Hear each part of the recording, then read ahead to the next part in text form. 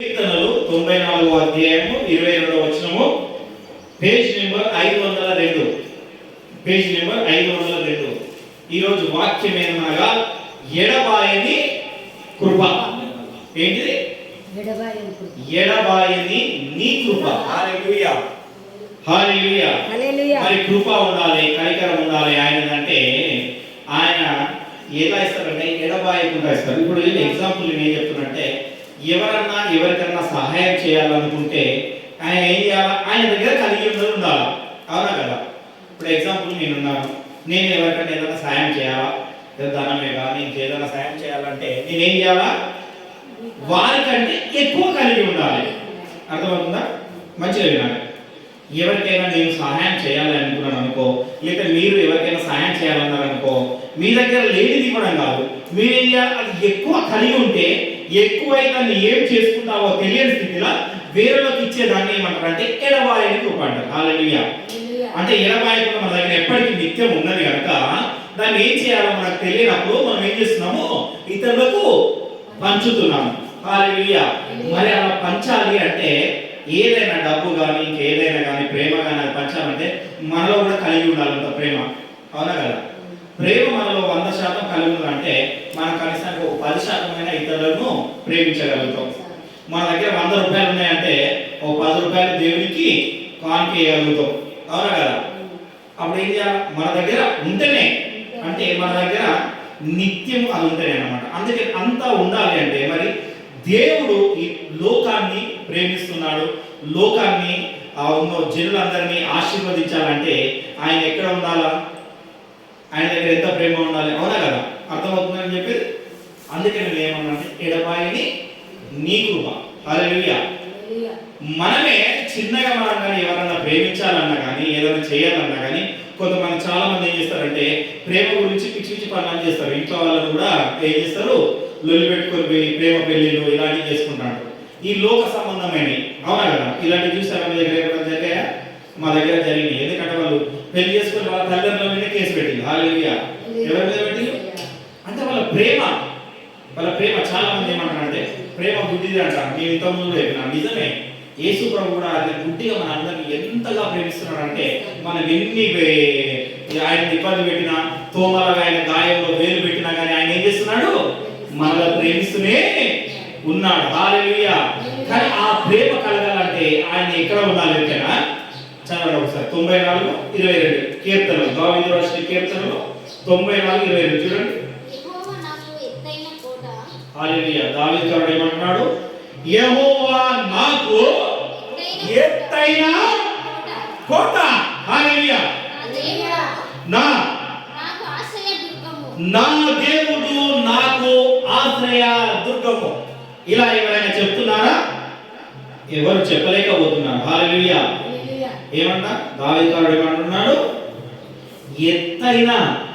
ఎత్తైన కోట. అంటే ఎత్తైన కోట పైన పర్వతం మీద. మనం ఒక ఎగ్జాంపుల్ ఒక 5 అంతస్తులు ఉన్నాయి. 5 అంతస్తులు ఈ మధ్యలో లిఫ్ట్ లేకుండా ఎవరైనా ఎక్కగలుగుతున్నారా? ఎక్కుతారు. 1 ఎక్కుతారు, 2 ఎక్కుతారు, 3 ఎక్కుతారు. పోనీ అదే విధంగా 10 అంతస్తులు ఉన్నాయి అనుకో, 10 అంతస్తులు పైకి ఎక్కాలంటే లిఫ్ట్ లేకుండా ఎక్కుతారా?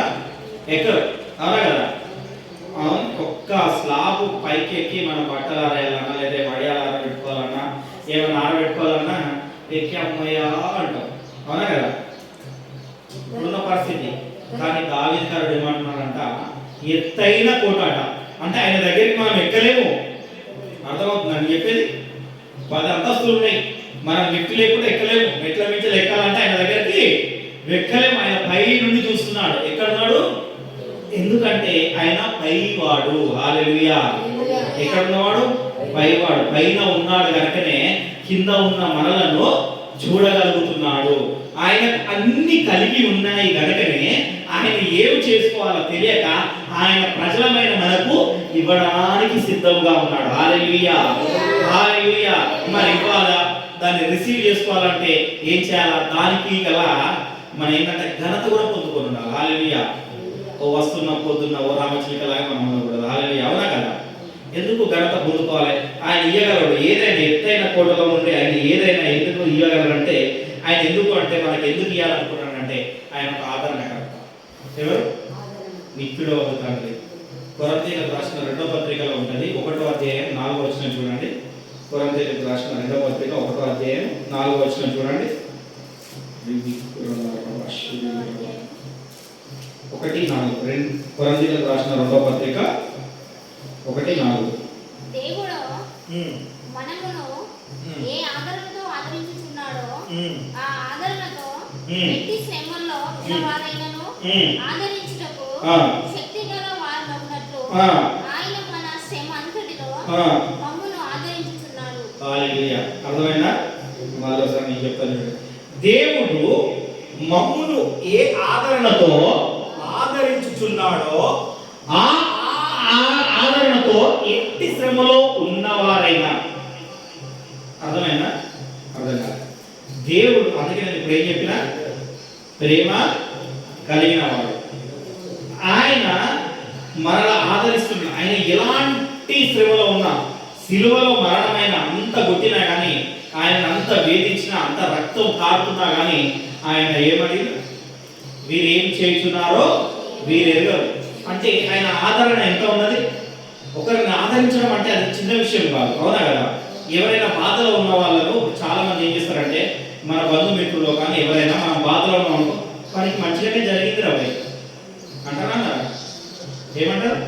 వాడికి మంచిగానే జరిగింది, అలానే జరగాలి, వాళ్ళకు అలానే జరగాలి. కానీ లేదు, వాళ్ళు పిలుచుకొని అయ్యా మీకు ఇలా జరిగిందా, ఓకే ఈ రోజు నా ఇంట్లో ఒక రోజు భోజనం చేయాలి, ఇక్కడ ఉండండి, మనం ఆదరణ మాటలు మాట్లాడుకున్నాం, ఇంకా బలపరిచే మాటలు మాట్లాడుకున్నాం. మనం ఎవరైనా మాట్లాడతారా? అన్నదమ్ములే కలిసి ఉంటారు. హల్లెలూయా. ఎవరు? అన్నదమ్ములే కలిసి ఉండరు. ఆదరణ మాటలు ఉన్నాయి.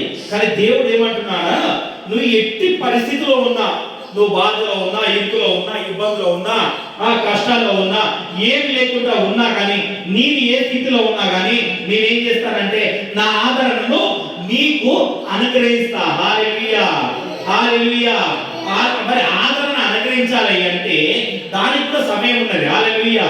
అవునా కదా? ఎందుకు సమయం ఉన్నది అంటున్నాడంటే, ఇప్పుడు ఒక చిన్న పిల్లవాడు వాడు పెరిగి పెద్ద అయిన తర్వాత ఉద్యోగం చేస్తాడు. హల్లెలూయా. వాడు పెరిగి ఎంత పెద్దగా అయిన తర్వాతనే ఉద్యోగం చేయగలుగుతాడు. కానీ చిన్న పిల్లగాడు ఉద్యోగం చేయమంటే చేస్తాడా? పోనీ వానికి కొంచెం బరువు మోపేయమంటే మోస్తాడా? 1 కిలో అంటే మోయగలుగుతాడు కావచ్చు. పోనీ మనకి 10 కిలోలు పెట్టి మనకు ఒక చిన్న పిల్లగాడు ఉన్నాడు, ఇప్పుడు అన్న కొడుకు ఉన్నాడు, వాళ్ళ బిడ్డ ఉన్నది, ఆ బిడ్డకు 5 కిలోలు 10 కిలోలు ఇస్తే మోసుకుంటూ పోమంటే మోసుకుంటూ పోతుందా? అది మోయడానికి ఆమెకు బలం లేదు. ఏంటి? బలం లేదు. మొదట ఆమె ఎదగలేదు, రెండవది ఆమెకు జ్ఞానం లేదు, మూడవది. అర్థమవుతుందా? మంచిగా వినాలి. దేవుడు కూడా ఏం చేస్తాడంటే ముందుగా నువ్వేం చేయాలి? ముందుగా దేవునిలో ఎదగాల. ఏం చేయాలా? దేవునిలో ఎదగాలంటే ఏంటి? వాక్యం శ్రద్ధగా వినాలి. హల్లెలూయా. ఆ వాక్యం వినడం వల్లనే నీలో ధైర్యము, బలం వస్తుంది. హల్లెలూయా. ఏమైతుంది? ధైర్యం వస్తుంది, బలం వస్తుంది. ఆ బలము రాగానే నీకేమైతుంది దగ్గర? నువ్వు ఎంతటి దాన్నైనా మోయగలవు, ఏదైనా మోయగలవు. అప్పుడు నీకు సమయం వచ్చింది అన్నమాట. అందుకే ప్రసంగిలో ఉంటుంది 3:1 ఉంటుంది. చూడండి ఒకసారి ఈ మాట చెప్తాను. అప్పుడు ఏ సమయం వస్తుందంటే హల్లెలూయా, త్వరగా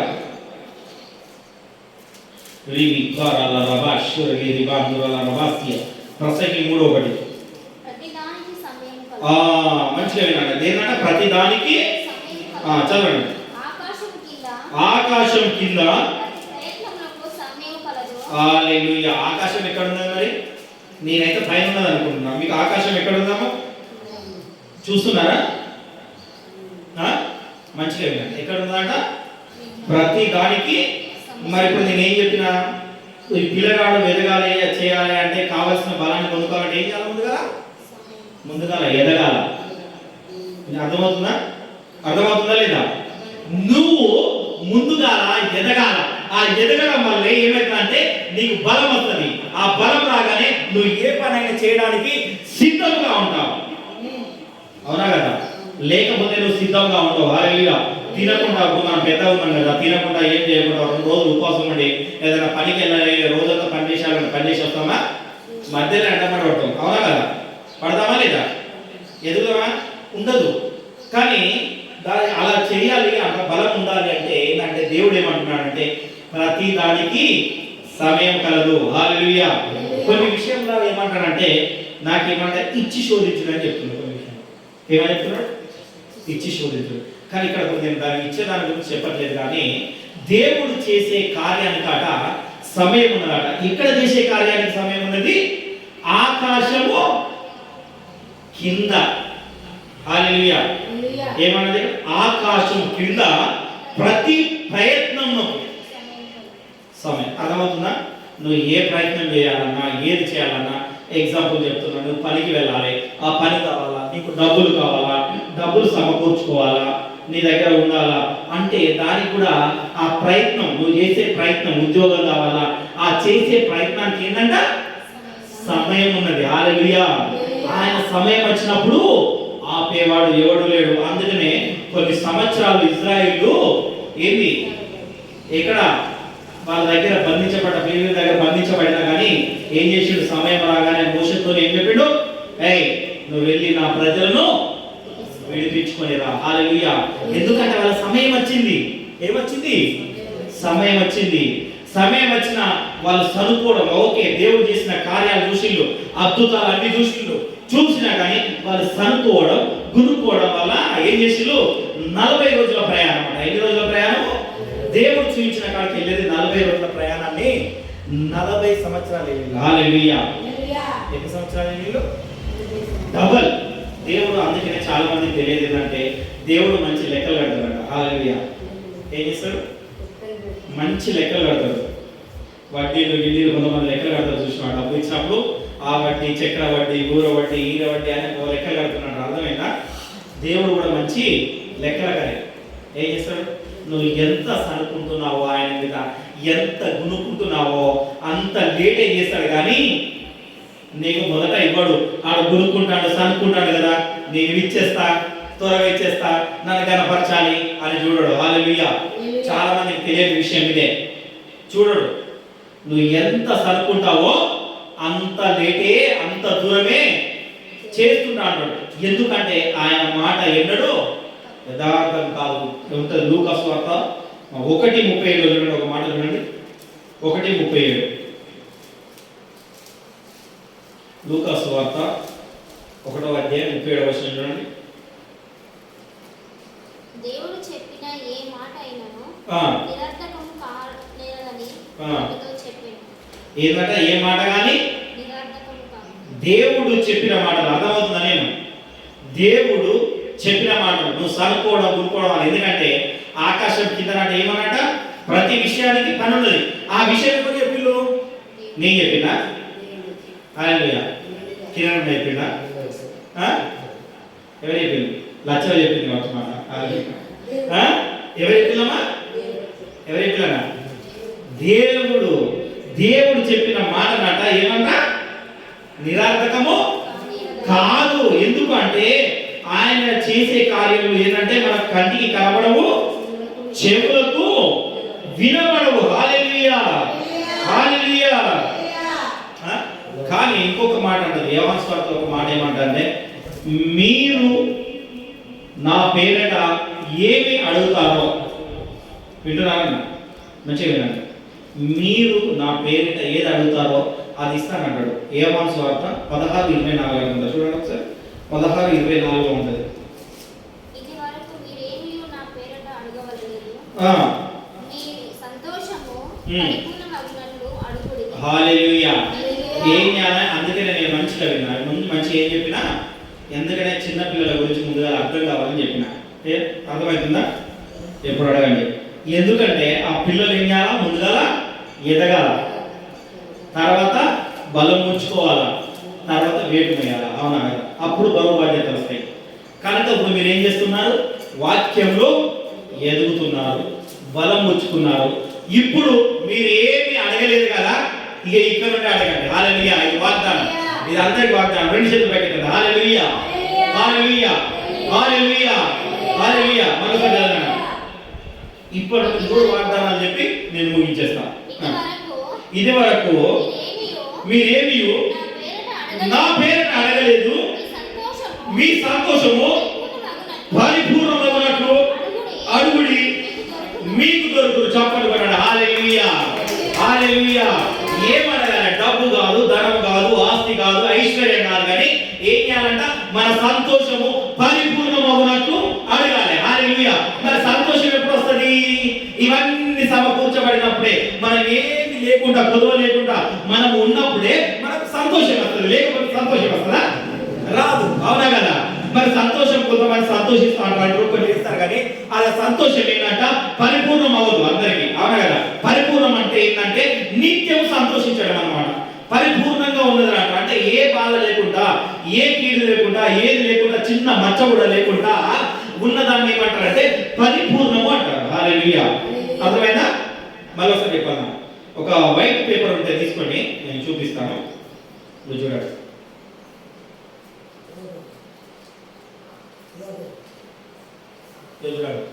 ఇదేంటి అన్న, ఇది చూడండి, వైట్ పేపర్. అవునా కదా? దీని మీద ఏదైనా మచ్చ పెట్టామనుకో అదేమవుతుంది? పరిపూర్ణమైంది అవుతుందా? కాదు. చూడండి, ఇక్కడ నుండి ఇక్కడ వరకు కిందికి ఉన్నది. ఇది ఏంటంటే పరిపూర్ణమైనది. అర్థమవుతుందా? మంచిగా అర్థమవుతుంది కదా నేను చెప్పే వాక్యం? ఇదేంటిది? పరిపూర్ణమైనది. మన జీవితాలు కూడా ఇలా ఉండాలట, పరిపూర్ణంగా. దీని ఏదైనా ఒక మచ్చ కానీ లేదా ఏదైనా కానీ ఇలా పెట్టి పెట్టామనుకోండి, ఇప్పుడు ఏం కనబడుతుంది? ఇక్కడ ఒకటైతే అడ్డు కనబడుతుంది కదా, పరిపూర్ణం లేకుండా మధ్యలో అయితే ఏదైనా ఉన్నది కదా. అవునా కదా?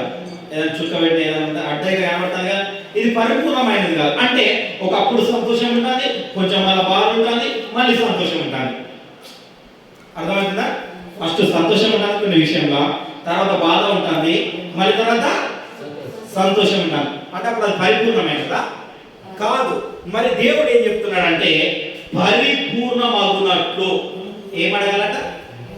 మీ సంతోషం ఏం అడగాలి? ఇప్పుడు ఈ కాలం ఏం చేయాలి? మీరు పరిపూర్ణం అడుగునట్లు అడగాలి.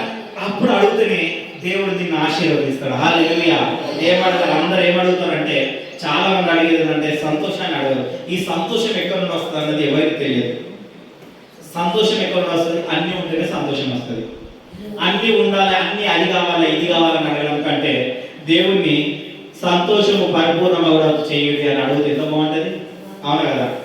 అర్థమవుతుంది? ఎప్పుడు అర్థమవుతుంది అని చెప్పేది? అర్థమవుతుందా? వాక్యం అర్థమవుతుందా? వ్యర్థమవుతుందా? అర్థమవుతుందా? ద్వితీయోపదేశ కాండము 2వ అధ్యాయం 7వ వచనం చూడండి ఒకసారి. హల్లెలూయా. ఏం చేయాలి? ఈ కాలం మనం ఏం చేయాలి? అందుకని వాగ్దానం చెప్పినాం. మొదట ఏం చేయాలి? మన సంతోషము పరిపూర్ణమగునట్లు ఆయనను అడగాలి. ఇక రెండోది వాగ్దానం చెప్తాం. ద్వితీయోపదేశ కాండం 2:7 చూడండి.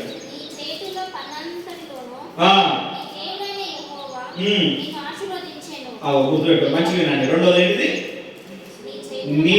నీ సంతోషం, మొదట నీ సంతోషము పరిపూర్ణమవుతే, రెండవది ఏంటంట? నీ చేతిలోని నీ పని చదవండి. నీ దేవుడైన యెహోవా నిన్ను ఆశీర్వదించను. ఈ గొప్ప అరణ్యంలో నీవు ఈ 40 సంవత్సరములు సంచరించిన సంగతి ఆయన ఎరుగును. నీ దేవుడైన యెహోవా నీకు తోడై ఉన్నాడు, నీకేమీ తక్కువ కాలేదు. చెప్పలు కొట్టండి. హల్లెలూయా. ఎప్పుడు మొదట ఏం చేయాలి? మన సంతోషము పరిపూర్ణమైనట్టు ఇన్ని సంవత్సరాలు, 40 సంవత్సరాలు కాదు, మన క్రైస్తవులుగా జీవించి 10 సంవత్సరాలు, 20 సంవత్సరాలు, 30 సంవత్సరాలు, ఎన్ని సంవత్సరాలు అవుతుందో ఓకే. ఆయన ఏం చేస్తున్నాడంట? నువ్వు మారు మనసును కొరిగిందిన కాచి నేను నిన్ను చూస్తున్నా. హల్లెలూయా. బైబిల్ లేఖనం చెప్తుంది ఏంటంటే ఇజ్రాయెల్ 40 సంవత్సరాలు 40 సంవత్సరాలు చెప్పింది వాళ్ళు అలానే ఉన్నప్పుడు. ఇక్కడ ఏమంటుందంటే నువ్వు ఏమేమి చేసినావు ఇప్పుడు వరకు, నీ సంగతులన్నీ నేను చూస్తున్నా కనుక ఇప్పుడు నేను నీకేమేమి ఇస్తున్నా అంటే, ఇప్పుడు నేను నీకు వాగ్దానం ఏమి ఇస్తున్నా అంటే నీకేమీ తక్కువ కాదు. హల్లెలూయా. అన్ని నీకు అనుగ్రహించబడతాయి. హల్లెలూయా. సమస్తము ఇప్పుడు ఏంటంటే చూశాను నేను, సమస్తము నీకు ఇప్పుడు పరిపూర్ణం అవుతుంది. హల్లెలూయా. మొదట సంతోషం పరిపూర్ణం అవుతుంది. ఇప్పుడు రెండోదిగా నీ దుఃఖాన్ని చూసినా, నీ బాధను చూసినా, నీ సమస్యను చూసినా, నీ ఇరుకును చూసినా, నీ ఇబ్బందులు చూసినా కనుక ఇప్పుడు ఏం చేయాలంటే నేను ఏం చేసినప్పుడు నీకేమీ తక్కువ కాకుండా చేస్తా. హల్లెలూయా. మరి తక్కువ కాకుండా చేస్తా అంటే ఇప్పుడు కూడా ఉండి సరుక్కుంటే గురుకున్నాం అనుకో మరి తక్కువ అవుతుంది. మరి హల్లెలూయా. హల్లెలూయా. దేవుడు అది మనం సనుకోకుండా గురుకోకుండా ఉంటేనే ఏమైతుంది? పరిపూర్ణం అవుతుంది. హల్లెలూయా. వాక్యాన్ని అర్థం చేసుకోవాలి.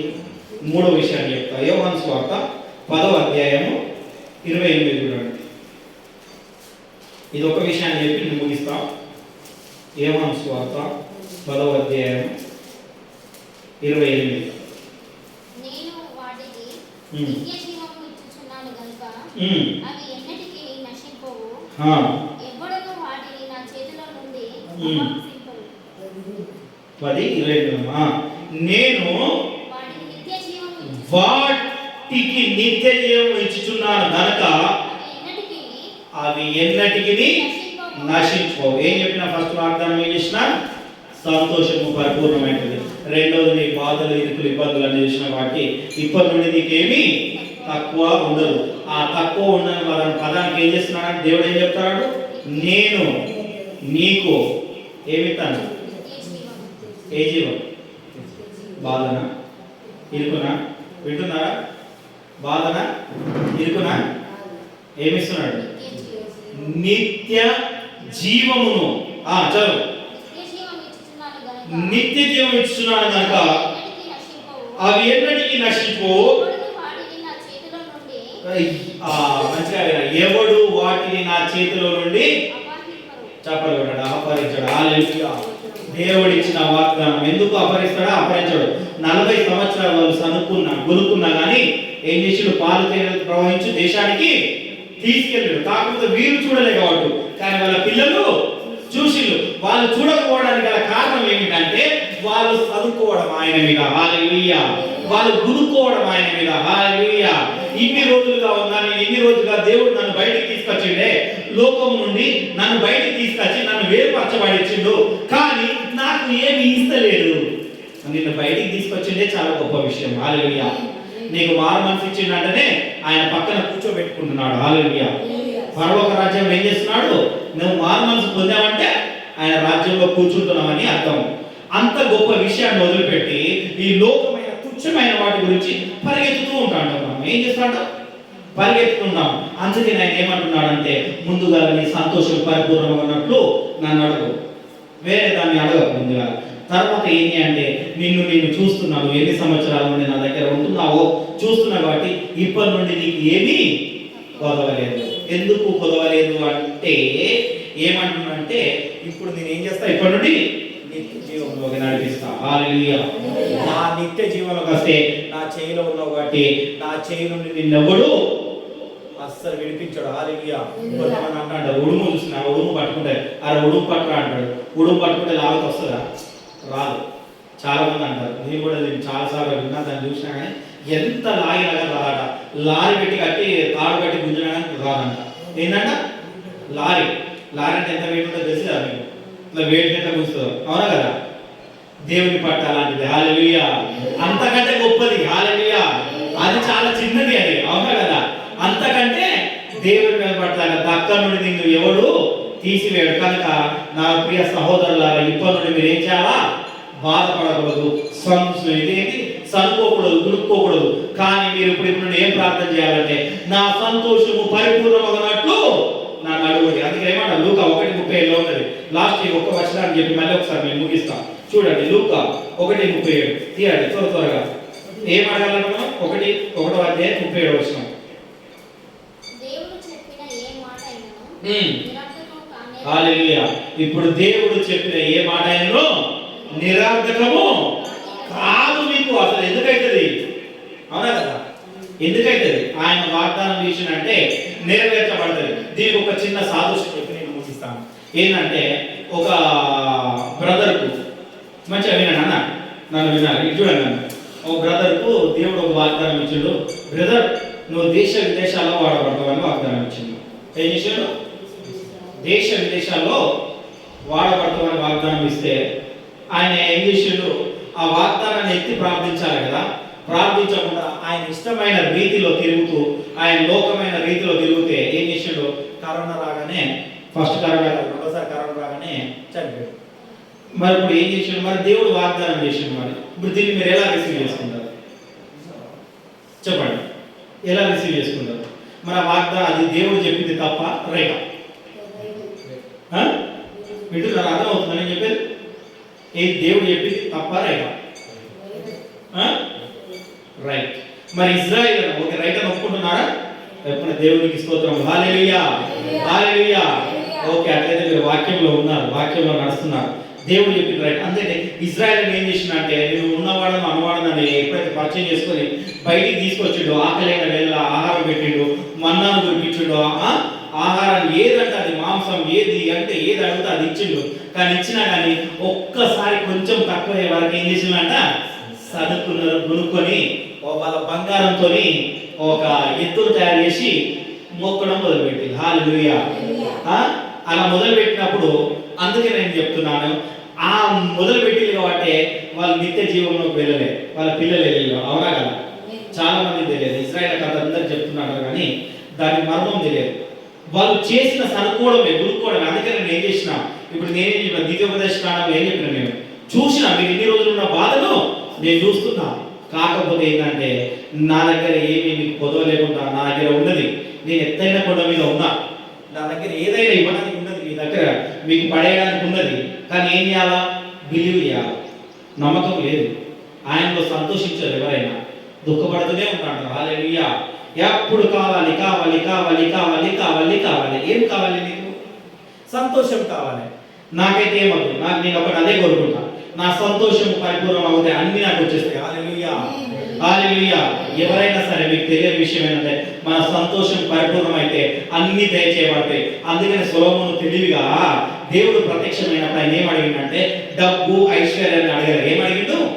జ్ఞానాన్ని అడిగిండు. ఆ జ్ఞానం ఉన్నదనుకో ఆటోమేటిక్ గా డబ్బు వస్తుంది. హల్లెలూయా. ఆటోమేటిక్ గా బంగారం వస్తుంది. హల్లెలూయా. ఆటోమేటిక్ గా సంతోషం వస్తుంది. అందుకని ఆయన ఆలోచించిండు. ఆయన ఏం చేసిందంటే నేను నిత్యము సంతోషంగా ఉండాలి, నా సంతోషము పరిపూర్ణం అవ్వాలి అంటే ఆయన ఏం చేసుకున్నాడు, అవన్నీ ఆలోచించి నా జ్ఞానం కావాలి ప్రభు అన్నాడు. ఆయన అడగగానే వెంటనే సమాధానం చెప్పలే. నీకేం కావాలంటే ఆయన ఏం సమాధానం చెప్పలే. ఏమన్నాడంటే నీ ప్రజలను ఏలుటకు నాకు జ్ఞానాన్ని దయచేయగానే ఆ జ్ఞానంతో పాటు ఇవన్నీ వస్తాయని ఆయన ఎరిగిండు. ఇప్పుడు ఏదైనా ఒక్కటే కావాలన్నాడు దేవుడు, ఆ ఒకటే ఇస్తారు. కానీ ఆయన ఏం చేసిందంటే ఇప్పుడు డబ్బు కోరుకున్నాడు అనుకో, వీడికి జ్ఞానం ఉండదు, డబ్బు ఆయుష్ ఎప్పుడు పని పని పని. ఆయన దూరంగా ఉంటావు, పని చేసుకుంటూ లేకపోతావు. 24 గంటలు కష్టపడతా అంటే మస్తుగా సంపాదించుకుంటావు. అవునా కదా? 24 గంటలు కష్టపడి సంపాదించుకున్నాం, ఫుల్గా సంపాదించుకుంటాం. కానీ మరి జ్ఞానం వస్తుందా? ఏముండదు, బుద్ధి ఉండదు, ఏముండదు. ఏంటంటే మక్కికి మక్కి మైనలికి. హల్లెలూయా. ఏం చేయాలి? అందుకని ఆయన ఏం చేసిండు, తెలివిగా ఆలోచించి తెలివిగా అడిగిన అనమాట, నాకు జ్ఞానం కావాలి. అందుకని ఇక్కడ ఏమంటున్నారు, లూకా వార్త ఏమన్నా అంటే మీ సంతోషము పరిపూర్ణం అవ్వదు. ఏమడగాలి మనం? సంతోషాన్ని అడగాలి. పరిపూర్ణం అయ్యడానికి అడిగితే ఆటోమేటిక్గా అప్పుడు ఏమవుతుందంటే మనకు ఏమి కొదవ లేకుండా ఉంటుంది అన్నమాట. ఆయన ఇచ్చిండు కదా, వాగ్దానం ఇచ్చిండు కదా, నా ఇష్టం వచ్చినట్టుగా జీవిస్తా, నా ఇష్టం వచ్చినట్టుగా నేను ప్రవర్తిస్తా అంటే ఆ వాగ్దానం మనలో నెరవేరదు, అసలు నెరవేరదు. నెరవేరదు కాక పైగా నువ్వు నష్టపోతావు. హల్లెలూయా. నువ్వు పోవు అక్కడికి, ఆయన పోలే. కానీ ఆయన కుమారులు, ఆయన బిడ్డలు ఏం చేస్తాడు, మనకి చెప్తాడు. లేదనుకో వారి పక్క వారినో, ఇంటి పక్క వారినో, ఇంటి వెనకలో ఇంక ముందరికో వాళ్ళకి ఏం చేస్తాడు, వీడు అభిషేకం తీసేసి వాళ్ళ మీద పెట్టేస్తాడు. హల్లెలూయా. ఏం చేస్తాడు, వానికి ఆ ఘనత ఇస్తాడు. హల్లెలూయా. అందుకే మనం సంకోకూడదు. ఆయన ఇచ్చిందంటే, ఆయన ఏదైనా వాగ్దానం ఇచ్చిందంటే ఆ వాగ్దానాన్ని బట్టి మనం ఇంకా కుంగి కృషించిపోకుంటూ ఆ ప్రార్థన చేయాలి. ఆ వాగ్దానం ఎప్పుడు నెరవేర్చబడుతుందో ప్రభువా, ఆ నెరవేర్చు సమయం వచ్చిందా రాలేదా? ప్రసంగం చెప్పినా కదా, సమయం ఉన్నది. ఎందుకున్నది? ఆకాశం కింద ప్రతి విషయానికి బైబిల్లో ఖచ్చితంగా రాసింది. ఈ కింద భూమి మీద ఏ జరగాలన్నా కానీ దానికి సమయాన్ని ఆయన సద్వినియోగం చేసుకుని పెట్టిండు. అందుకని మనకు ఏం చేసిందంటే కాలాన్ని 24 గంటలు పెట్టి 24 గంటల తర్వాత ఒక దినాన్ని చేసింది. అవునా కదా? దానికి సమయమే కదా. చాలా మంది చదువుకున్న వాళ్ళు ఏంటంటే అరే సమయం పోతే రాదు, ఇప్పుడే బాగా చదువుకోవాలి, ఇప్పుడే పని చేయాలి అంటారు. అవునా కదా? ట్రైన్లు కానీ ఫ్లైట్లు కానీ సమయానికి వస్తాయి. ఆ సమయం దాటిపోయింది అనుకో మనం మిస్ అవుతామా కదా? అవునా కదా? సమయం దాటిపోతే నేను వస్తాను ఉన్నట్టు ఉండేనా? వేరే ఉంటాయి. అర్థమైనా? కొంత సోషల్ మీడియా చూసినట్టు నేను అతనే చెయ్యట్టు పెడుతున్నాను, నేను చూసి అమ్ముతుంది. అది దానికి సమయం ఉన్నది, దానికి ఒక నిర్దిష్టమైన సమయాన్ని పెట్టింది, గవర్నమెంట్ పెట్టింది. ఆ సమయానికి వస్తుంది, ఆ సమయానికి ఆగుతుంది, ఆ సమయానికి మూవ్ అవుతుంది. 1 నిమిషమా 2 నిమిషాలు ఆగి. అర్థమైందా కదా? ఫ్లైట్ ల్యాండ్ అయిన పైకి పోతుంది, కరెక్ట్ సమయానికి రాగానే కిందికి వస్తుంది. అప్పటిదాకా పైనే తిరుగుతాడు. అవునా కదా? సమయం అన్నమాట. ప్రతి విషయానికి, భూమి కింద జరిగే ప్రతి విషయానికి సమయం ఉన్నది కనుక మనకు కూడా ఈ సమయం వచ్చిందా రాలేదా, మన సంతోషం పరిపూర్ణ ఒకటికు మనకి ఏమి కొదువ లేకుండా మనకు దయచేయడానికి సమయం వచ్చిందా రాలేదా అని మనం ఏం చేయాలా, ప్రార్థన చేసుకోవాలి. అందరూ మోకరించండి, ప్రార్థన చేస్తాం. రేవి కారాల రబా శివరాల రబా గురియాల రబా